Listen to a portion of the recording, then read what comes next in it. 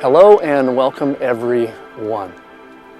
The duality and non-duality model is resonating with more and more people now because it is universal, non-dogmatic, and fundamentally makes sense to both the rational, linear mind as well as the deeper intuitive mind. This video should offer something to all levels of the spectrum, whether you are just hearing about non-duality for the first time or you have studied it for many years. For in many circles, the terms are used, but seldom or never have they been clearly and cleanly illustrated and examined and explained in one video, so that at the end you go, oh, now I really get it. This video is the first in a series of videos in which we are laying the necessary groundwork by first pulling out the dictionary and defining both duality and non-duality. Then we are going to be comparing and contrasting between duality and non-duality for the purpose of getting really clear on the differences. Next we go on and we cover the all-important intersection between duality and non-duality, and then go on to cover the interaction and dynamics between the two. We will also address many of the questions that inevitably arise when one starts to enter the world of duality and non-duality. We have made every attempt to be as clean, simple, and clear to make this material readily understandable to anyone with an interest. So at the end of the day, this material can all be boiled down to a handful of concepts and principles, all of which are the essential kernels of truth from the great spiritual traditions of both East and West. And the trick is really just simply being consistent with those essential and common kernels of truth from both traditions. That's it. And now even the scientists and quantum physicists are expressing a paradigm very similar to the duality and non-duality model.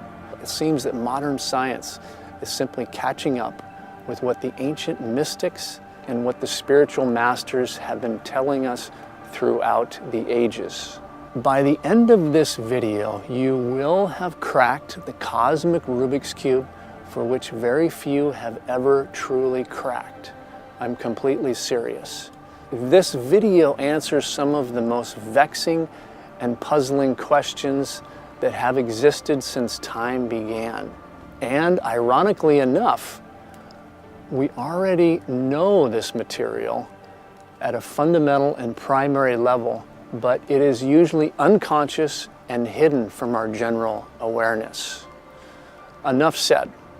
So I invite you to relax, kick back, and enjoy cracking the cosmic Rubik's Cube. And because I haven't said it before, this material is not only theoretical, but directly relevant and applicable every moment of our lives.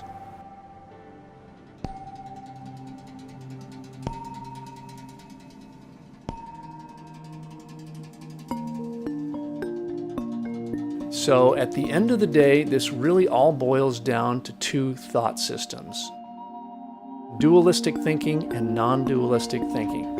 And since thought or consciousness is primary, these two different thought systems lead to completely opposite outcomes. Naturally, dualistic thinking leads to duality. And conversely, non-dualistic thinking leads to non-duality. Pretty simple, really. However, this will have profound and far-reaching consequences that we will see later on. As mentioned previously, consciousness or thought is primary and cascades to yielding either duality or non-duality.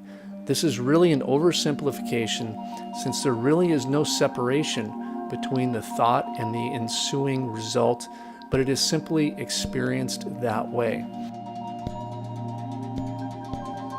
Another way of thinking about this is that everything that we experience is really an effect, and the cause is thought or consciousness. This has been proven time and time again by the quantum physicists, which we will touch on a little later. An example of dualistic consciousness is the thought, I am separate. An example of non-dualistic consciousness is the thought, only one exists. This is actually a deep knowingness, so in a sense, it's really not an ordinary thought at all.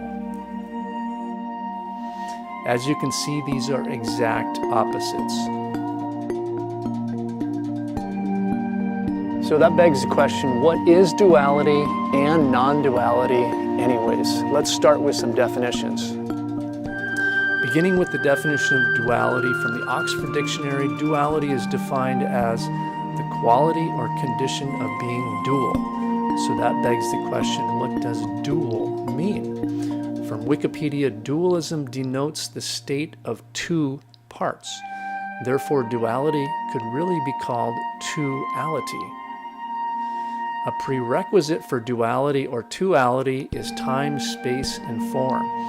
This creates the essential separation and inherent differences and changes associated with duality or two-ality. So in very simple terms, duality can be defined as the phenomenal world of time, space, and matter. They all fit together in a continuum. Moving on to the definition of non-duality from Wikipedia, points to the idea that the universe in all its multiplicity are ultimately expressions or appearances of one essential reality. The key word here is one. Therefore, all manifestation is really just a temporary expression of the one essential reality. So in a very simple and literal sense, non-duality refers to not two, but one. For those familiar with the ancient Sanskrit language, the word Advaita refers to absolute oneness. Advaita literally translates to not two or no second. Non-duality is also sometimes referred to as unity, the absolute, God, heaven, the luminous shining void, nirvana, emptiness, monotheism, or self with a capital S. As you can see, many traditions and cultures have a name for non-duality. So the word is not really that important, but what it represents is universal and is important. In the scientific community, non-duality has been referred to as the etheric vacuum, the field, pure consciousness, or simply the quantum field. So let's sharpen our mental sword of discernment between duality and non-duality and directly juxtapose them for the purpose of getting a clear idea of the inherent differences.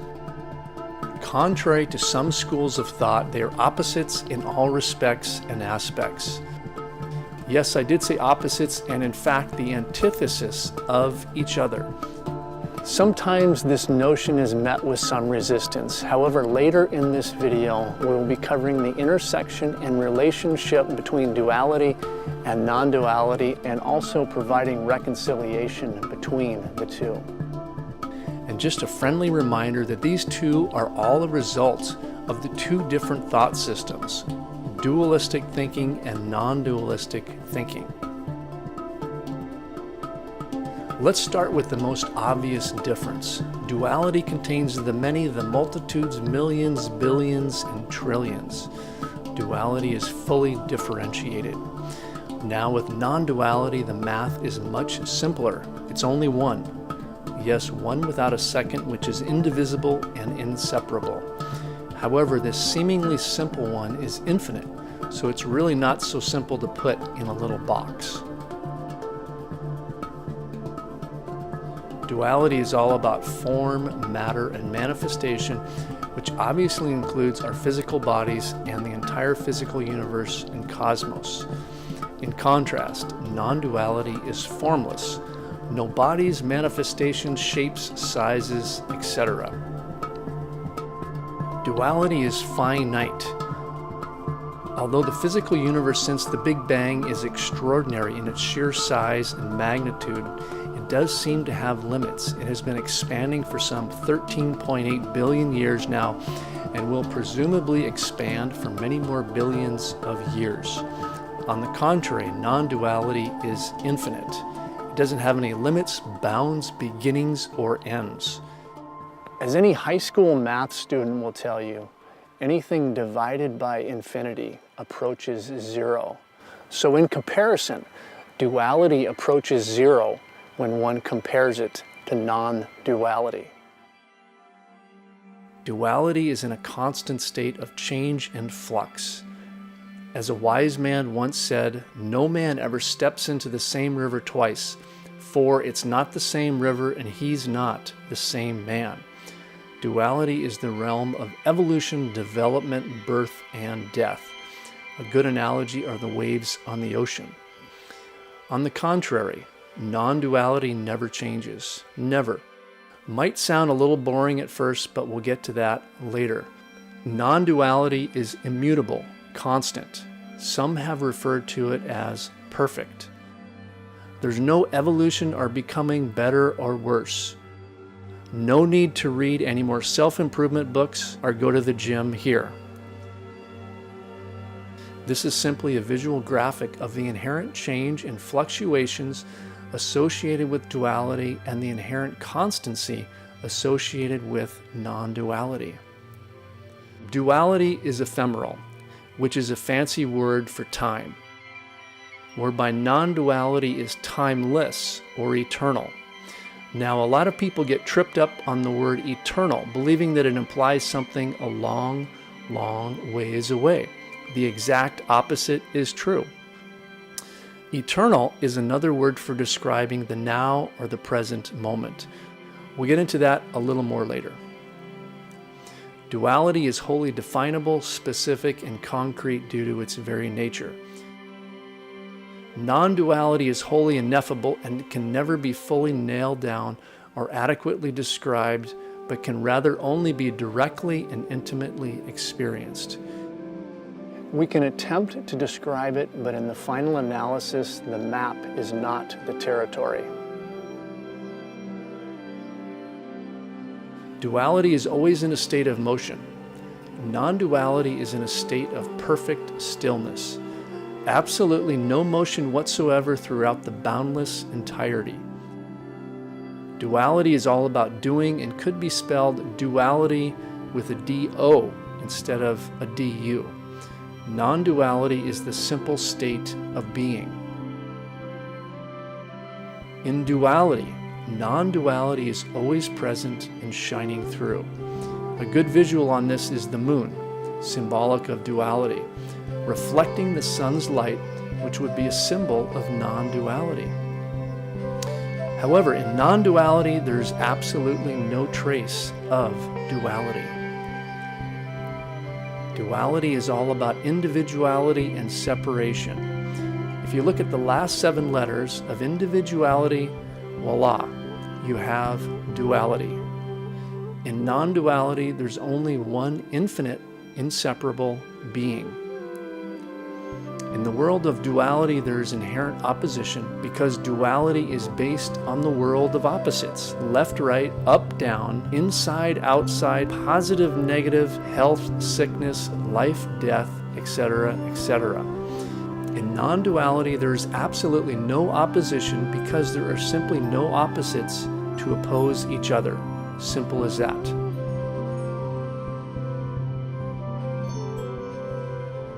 Duality is all about differences, and in non-duality, there are no differences. In duality, things are seemingly very complex, with different levels, degrees, forms, etc. In non-duality, everything is very simple because it is all the same.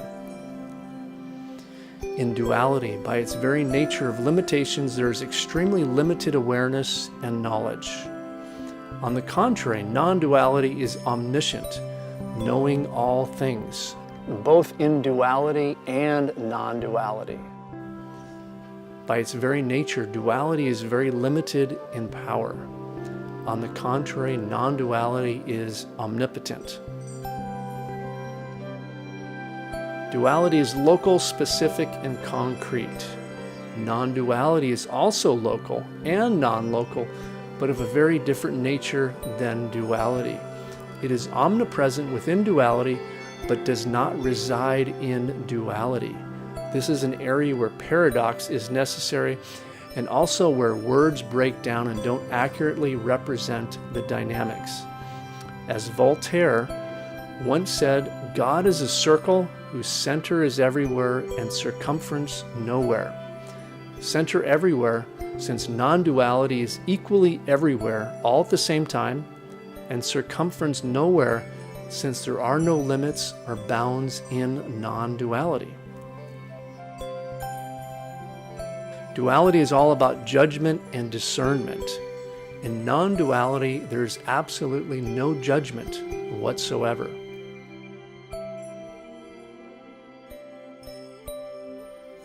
In duality, I believe that when I give something away, I lose it and someone else gains, and the opposite situation holds true, and that what I receive from another results in a loss to the other party and a gain to me. Non-dualistic consciousness knows that giving and receiving are the same, and that whatever I give away, I also receive. There is no difference. So now that we have clearly juxtaposed and distinguished between duality and non-duality, is there a middle ground or a coexistence of duality and non-duality right here and right now? In other words, what's the relationship between duality and non-duality in everyday, ordinary reality? Is there even a relationship or connection?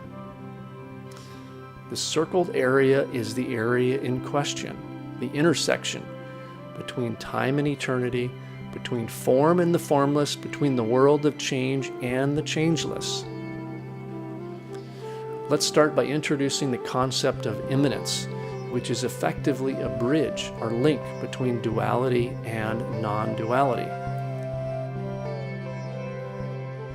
This is the definition of immanent from the Oxford Dictionary: existing or operating within, inherent, permanently pervading and sustaining the universe, often contrasted with transcendent.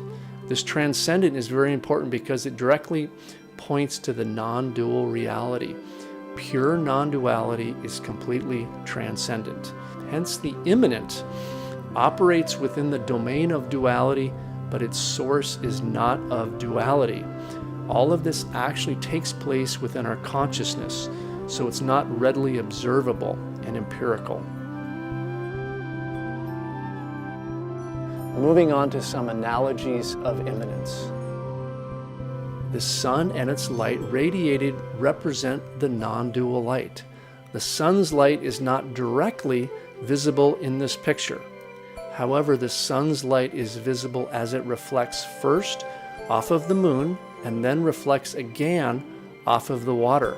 The calmer the water, the better and more clear the reflection of the moonlight is.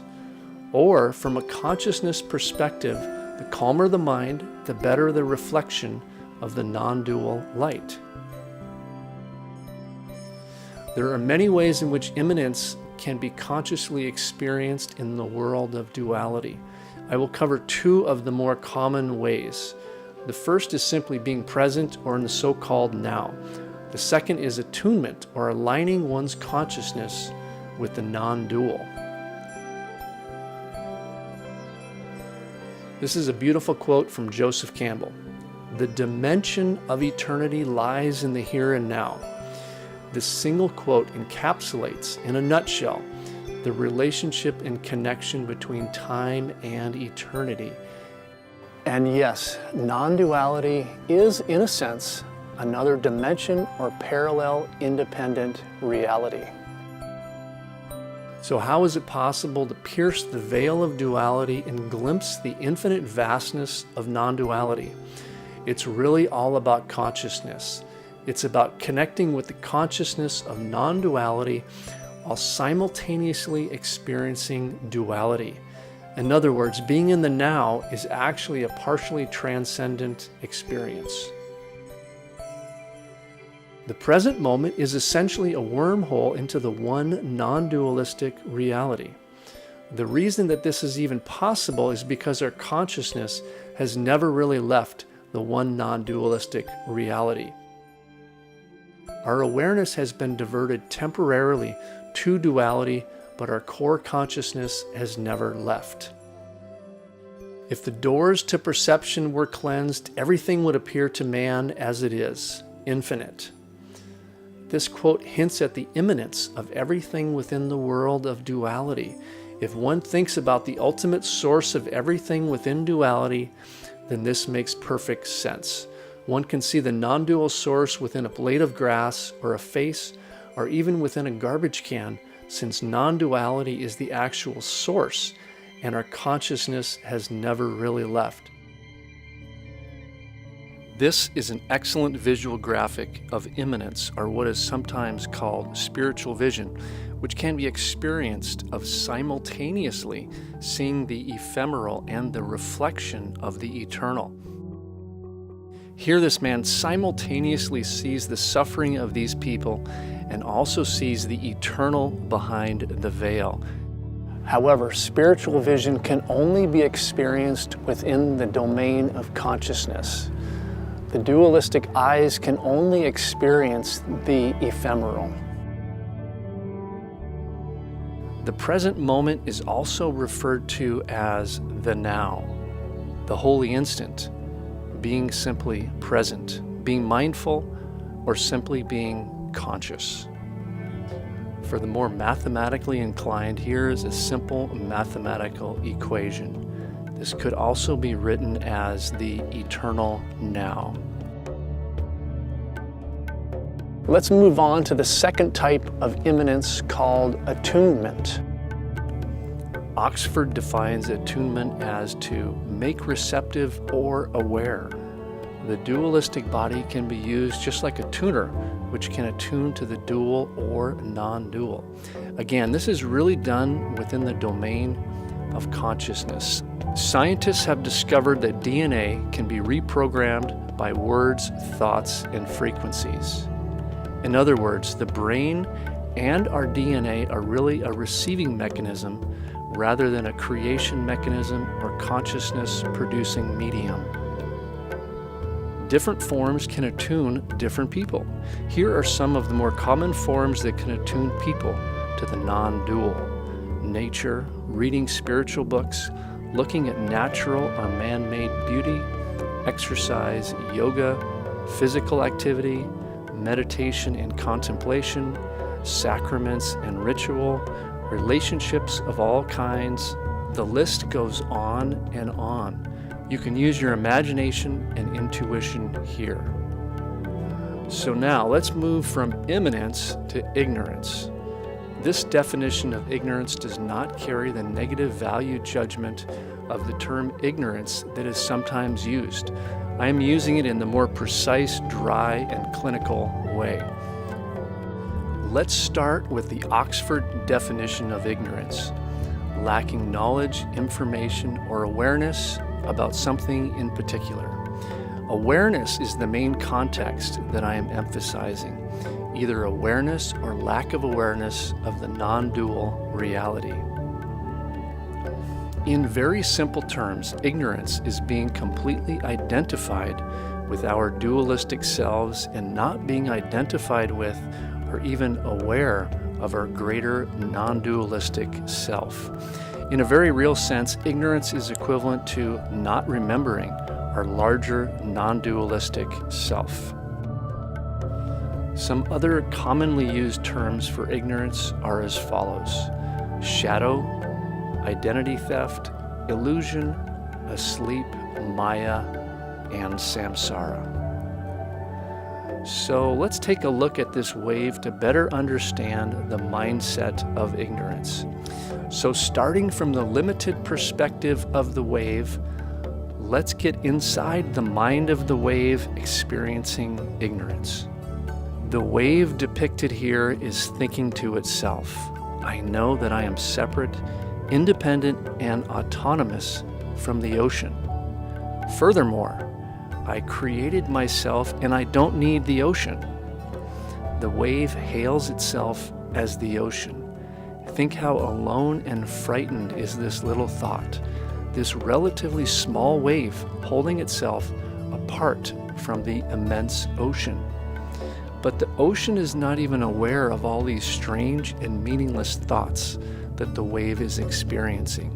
The ocean merely continues, unabated and unaffected by the wave's thoughts. The wave could not survive apart from the ocean, and what the wave thinks in ignorance in no way changes its total dependence on the ocean for its being. The wave without the ocean is inconceivable.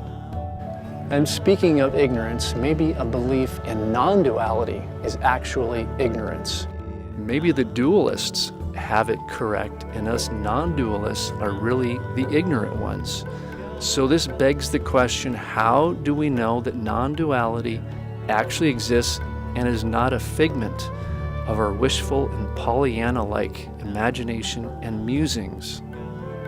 Just back up. All right? Right. Whoa! Look at that tooth! It's a whopper! And look at that root! Say, if I belonged to the Elks, I'd wear this on my watch chain. If I had a watch chain. You pumpkin head.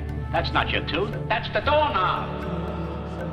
Besides direct experience of non-duality, there is no actual hard evidence of non-duality, since non-duality is beyond the senses and our ordinary linear, rational, concrete mind. However, there are many, many indicators of non-duality from the scientific world, spiritual sages, and other sources. Let's briefly take a look at some of those indicators. However, I strongly encourage you to directly experience the consciousness of non-duality in some form or fashion. Everyone has, in fact, although the experience is often quickly denied and brushed over. Some have referred to it as touching the hem of infinity or consciously contacting cosmic consciousness. In the final analysis, only personal, direct, and intimate experience with the non-dual consciousness can one become a true believer and knower of the non-dual reality. Hence, one moves from mere intellectual faith and belief to a deep and personal knowingness. And yes, as you might have guessed, I do feel like I have touched the hem of infinity more than once. So getting back to the evidence and pointers to the non-dual reality, let's call this Exhibit 1, which is the empty space. Yes, I did say empty space, or a pure vacuum which is devoid of all air, matter, etc. In the scientific community, this is often called the zero-point field or quantum vacuum. The amount of energy contained within this, quote, empty space is beyond belief and beyond one's wildest imagination. This is from Dr. Will Keepan. Calculations of the quantity known as the zero-point field energy suggest that a single cubic centimeter of empty space contains more energy than all of the matter in the known universe. And just for some perspective, there's about 250 cubic centimeters of empty space in a typical coffee cup. David Bohm, who is regarded as one of the 20th century's greatest physicists, provided some context as follows. This enormous energy inherent in empty space can be viewed as theoretical evidence for the existence of a vast yet hidden realm. The vast physical universe we experience is but a set of ripples on the surface of the implicate order. The manifest objects that we regard as comprising ordinary reality are only the unfolded projections of the much deeper, higher dimensional implicate order, which is the fundamental reality. And for Exhibit 2, let's introduce quantum entanglement, which is essentially when a photon of light is split, and then the two photons are separated by any distance, large or small. What then happens to one photon instantaneously affects the other photon. It doesn't matter how far they are separated to. So if one of the photons is agitated or energized, the other one will mirror the first one. Since it's instantaneous, it's obviously faster than the speed of light. It seems that the quantum entanglement phenomenon completely transcends both time and space. Einstein called it spooky action at a distance. And for Exhibit 3, let's go to the so-called near-death experiences, or NDEs for short. NDEs have been recorded since ancient times. 95% of world cultures are known to have made some mention of NDEs. For me personally, a recent case of Dr. Eben Alexander, who wrote a book called Proof of Heaven, a Neurosurgeon's Journey into the Afterlife, which was on the New York Times bestseller list for 97 weeks, in which he describes his 2008 near-death experience and asserts that science can and will determine that the brain does not create consciousness and that consciousness survives bodily death. He logically deduces this with impeccable integrity and sound scientific reasoning that what he experienced during his 7-day-long near-death experience could not have possibly been created by his brain's consciousness.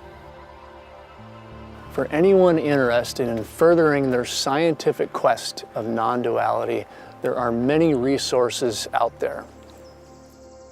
For starters, there is an annual international 5-day-long conference and is slated to be a forum where preeminent scientists, philosophers, teachers, artists, and a large international community gather to explore and advance the new paradigm emerging in spirituality that is both grounded in cutting-edge science and consistent with the ancient wisdom of non-duality, the deep understanding of the interconnectedness of life.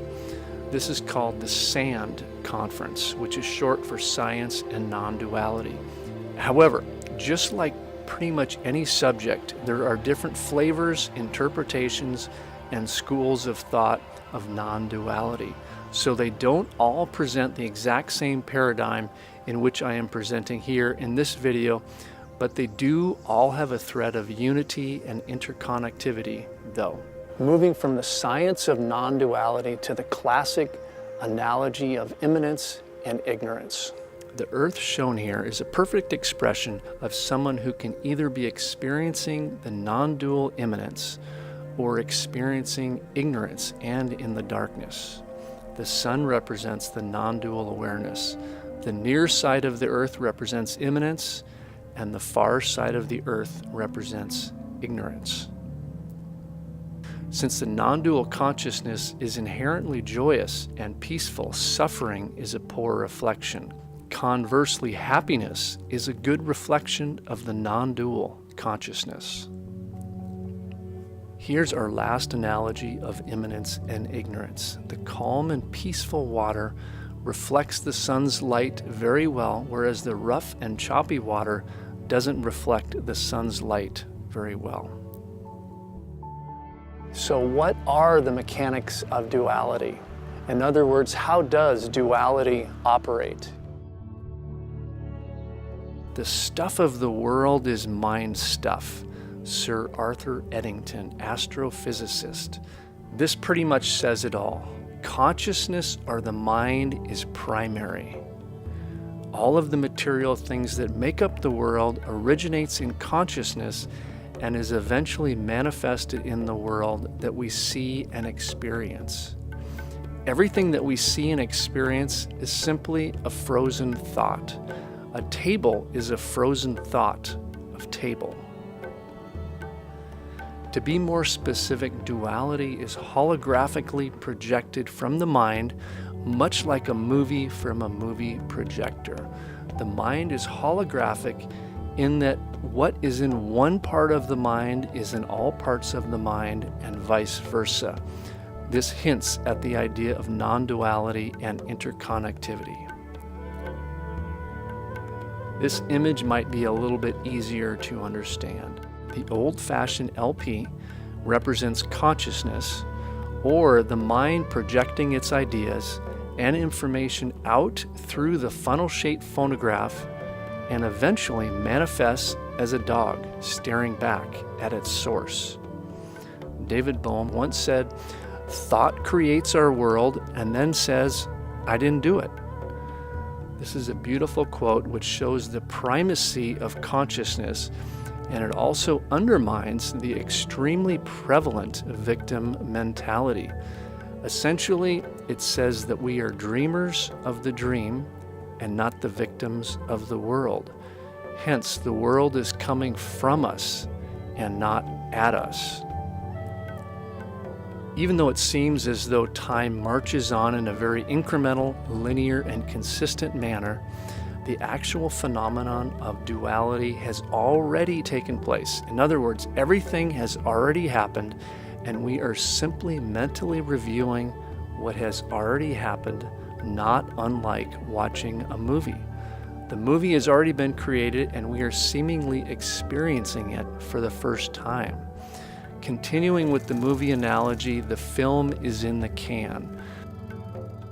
To make things even more interesting, there are a seemingly infinite number of different timelines, our movies, and we choose a different timeline or movie every moment, depending on every decision we make every moment of our lives.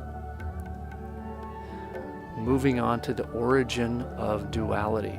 What do you think? In the final analysis, the origin and source of duality has to be from dualistic thinking or dualistic consciousness. However, just like the wave, it gets its energy and being from non-duality because there is literally nothing else. Moving on to the origin of non-duality. What do you think? There is no origin of non-duality. Plain and simple. There is no beginning and no end. It just is. It always has been and always will be. There is quite literally nothing besides the one non-dual reality. So how does duality affect non-duality? It doesn't. It never has and never will. Non-duality is immutable and unchangeable. Therefore, evolution and change do not exist in the one non-dual reality. The transient waves of the ocean don't affect the infinitely deep, perfectly still ocean. So how does non-duality affect and alter duality? I, the unchanging and everlasting, sustain and permeate the entire cosmos with but one fragment of my being. This is a beautiful line from Krishna in the Bhagavad Gita, arguably India's most holy scripture. Non-duality sustains and reaches out and extends or shines to duality, much like the sun's radiance to the earth. However, it never directly violates the inherent free will and cause and effect or karma of sentient beings. Therefore, dualistic sentient beings can block out or resist help from non-duality if desired. Hence, the awareness of non-duality arrives by invitation and not by force. So, will non-duality ever end? No, plain and simple. Being outside of time, space, and change, non-duality will never end. Never. And that begs the question, will duality ever end? Yes. Being subject to time, space, and change, yes, eventually duality will end. From a consciousness perspective, essentially when all sentient beings wake up and fully identify with the one non-dual essence, duality will end. The Buddhists have a term called bodhisattva, which is essentially a person who commits to reincarnating again and again until all beings have returned to non-duality. The Bodhisattva vows to work for the relief and liberation or nirvana of all sentient beings as long as samsara or duality persists. For truly, I say to you, until heaven and earth pass away, not an iota, not a dot, will pass from the law until all is accomplished. This is essentially saying that everything has to be accomplished with regards to duality, even the smallest minutia of detail, before duality will be reabsorbed completely back into non-duality. Finite creation, having served its purpose, will be reabsorbed into the bosom of God. Paramahansa Yogananda. Can non-duality ever be contained in duality? No, it actually can't. Non-duality can only be temporarily reflected or expressed in duality. The finite can never contain the infinite. The unlimited can never be limited. So what if I simply try to deny duality and realize my essence as the one essential reality? Sounds like a good idea, huh? It's a great idea. In fact, that's brilliant. Simply deny the limited dualistic identity and be the infinite non-dual reality of which I already am. This is the oldest trick in the book. However, things are not quite that simple. This is often referred to as spiritual bypass. Essentially, this refers to intellectually denying the dualistic experience and simply being and realizing the non-dualistic reality that we are. However, it's the core consciousness and core identity that needs to be transformed and awakened, not the superficial ideas and identity. On the other hand, since consciousness is primary, one can use affirmation, beliefs, and words to attune our consciousness to immanence and presence. Everyone has their own path or form or curriculum which works best for them. So how does one return to non-dual awareness? Very important question. Since consciousness is primary, the first step in returning to the non-dual awareness is to want to return. Free will is a real thing. Is there one technique or practice that works the best? There really is not one technique or practice that will return our awareness to non-duality. It is highly individual and depends on the person. Everyone has their own specific path, which works best for them. The means or technique will follow the decision to return to non-dualistic consciousness. As has been said throughout the ages, when the student is ready, the teacher will arrive. It's really only a matter of time.